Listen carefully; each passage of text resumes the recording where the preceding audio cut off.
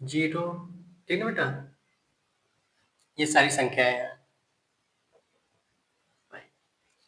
ठीक बेटा, हम लोग संख्या पढ़ लिए, अब संख्याओं का थोड़ा वर्गीकरण देखेंगे।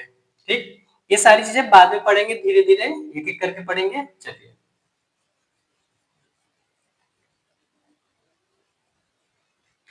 आज हम लोग सिर्फ स्ट्रक्चर पढ़ेंगे, संख्याओं का वर्गीकरण। ठीक ना, मतलब ये हुआ कि इन संख्याओं को अलग अलग करेंगे। जैसे मान लेते हैं कि आप सबसे पहले क्या कहते हैं, महल। बाहर से जब देखते हैं तो जब बहुत बड़ा घर होता है उसको घर या महल कहते हैं आप।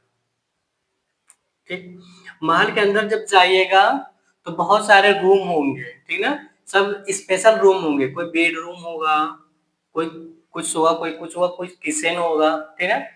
तो सब कुछ अलग अलग जगह पे सारा सामान होता है। बेडरूम में सोने वाला चीजें होती है, किचन में खाना बनाने वाली चीजें होती है, और मंदिर में पूजा करने वाली चीजें होती है। मतलब सबका अलग अलग रूम में अलग अलग करके सबको रखा जाता है घर के अंदर। ठीक है बेटा, उसी तरह ये सारी जो संख्याएं हैं, ये सारी संख्याएं जो है इनको हम लोग अलग अलग करके रखेंगे बेटा।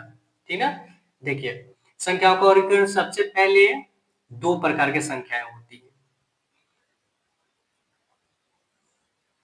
इसको अलग रखना।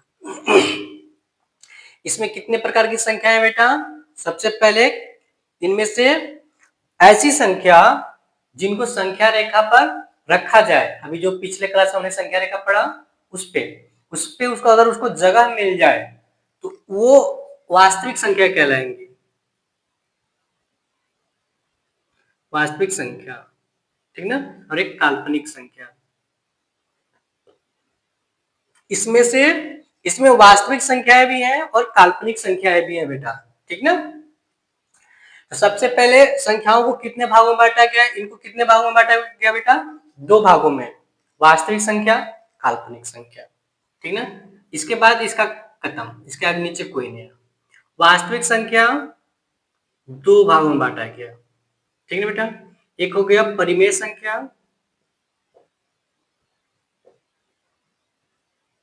एक हो गया अपरिमेय संख्या।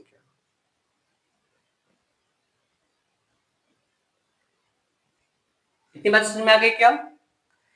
संख्या जो है, जो पूरे विश्व में पाए जाते हैं संख्याओं, उनको दो भागों में बांटा गया, वास्तविक संख्या, काल्पनिक संख्या। वास्तविक संख्या को दो भागों में बांटा गया, परिमेय संख्या, अपरिमेय संख्या। इतनी बातें समझ में आ गई क्या? परिमेय संख्या, अपरिमेय संख्या। ठीक, परिमेय संख्या को दो भागों में बांटा गया बेटा, पूर्णांक, भिन्न। इतनी बातें समझ में आ गई। परिमेय संख्या को कितने भागों में बांटा गया, दो भागों में, पूर्णांक और भिन्न। पूर्णांक को बेटा तीन भागों में बांटा गया, धनात्मक पूर्णांक,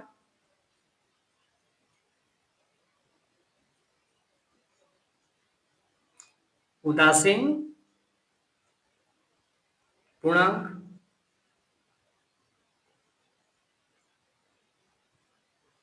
ऋणात्मक पूर्णांक।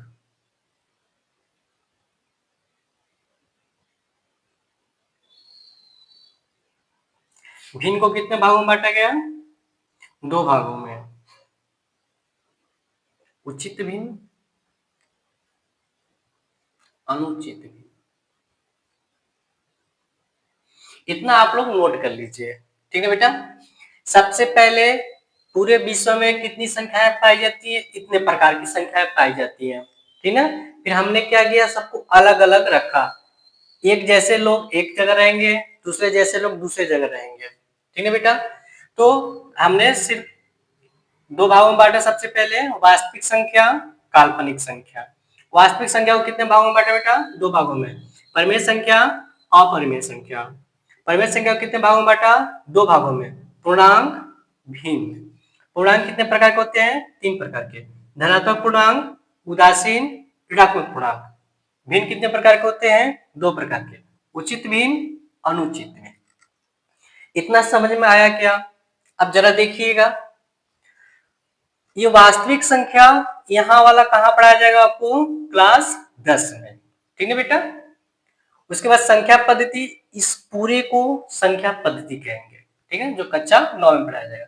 परिमेय संख्या जो क्लास 8 में पढ़ना है वो कहाँ पे बेटा, यहाँ पे, ठीक ना। परिमेय संख्या जो क्लास 7 में पढ़ना है वो कहाँ पे पढ़ेंगे हम, यहाँ पे। पूर्णांक कहाँ पे बेटा, यहाँ पे। जो क्लास 7 में जो आपको पूर्णांक पढ़ना है, यहाँ पे पूर्णांक है। भिन्न कहाँ है बेटा, यहाँ पे है। पूर्णांक कहाँ है, यहाँ पे। पूर्ण संख्या क्या है, अब जब हम इसको मिलाएंगे बेटा, धनात्मक और ये उदासीन, दोनों को जब मिलाएंगे तो ये कौन सा बनेगा, पूर्ण संख्या। इतनी बात समझ में आ गई। धनात्मक संख्या का दूसरा नाम है प्राकृतिक संख्या, इसे नोट कर लो। धनात्मक संख्या का दूसरा नाम, धनात्मक पूर्णांक का दूसरा नाम क्या है, प्राकृतिक संख्या। जब धनात्मक पूर्णांक और उदासीन पूर्णांक दोनों जब आपस में मिलेंगे तो उसे क्या कहेंगे, पूर्ण संख्या। इसे यहां पे लिखो, धनात्मक पूर्णांक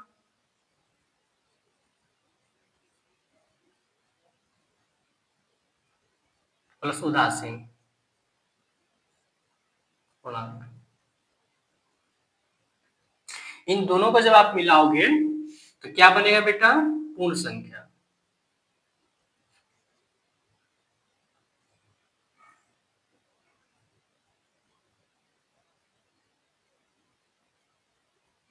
इतनी बातें समझ में आ गई क्या। धनात्मक पूर्णांक उदासीन पूर्णांक दोनों को मिलाने पे क्या बनेगा, पूर्ण संख्या। ये इधर है, ठीक है, इधर पूर्ण संख्या बनेगा। धनात्मक पूर्णांक का दूसरा नाम क्या है बेटा, प्राकृतिक संख्या। इतनी बातें समझ में आ गई क्या। चलिए एक बार फिर से हम समझते हैं। विश्व में जितनी भी संख्याएं पाई जाती हैं वो इतने हैं, ठीक। संख्याओं का वर्गीकरण, संख्या पूरे पूरे संख्या को कितने भागों में बांटा गया, दो भागों में। वास्तविक संख्या, काल्पनिक संख्या। वास्तविक संख्या को कितने भागों में बांटा गया, दो भागों में। परिमेय संख्या, अपरिमेय संख्या, ठीक है। परिमेय संख्या कितने भागों में बांटा गया, दो भागों में। पूर्णांक, भिन्न। पूर्णांक कितने प्रकार के, तीन प्रकार के। धनात्मक पूर्णांक, उदासीन पूर्णांक, ऋणात्मक पूर्णांक। भिन्न कितने प्रकार के, दो प्रकार के। उचित उचित भिन्न, अनुचित भिन्न। ये हमारा हो गया, ठीक है बेटा। आप थोड़ा धैर्य रखिए, ये सारी चीजें जो देख रहे बेटा सब इधर आ गया, सब कुछ क्लियर हो गया। अब हम अगली कक्षा में सबको अलग अलग करके दिखाएंगे कि कौन सा परिमेय संख्या है, कौन सा संख्या अपरिमेय है, कौन सा संख्या धनात्मक पूर्णांक है, कौन सा ऋणात्मक पूर्णांक है। ओके बेटा, इससे आप लोग 2 बार 3 बार बढ़िया से देखिए और इसको नोट करके कॉपी पे और लिखिए और याद कीजिए, ठीक है बेटा। हम लोग नेक्स्ट क्लास में मिलते हैं। Okay, thank you.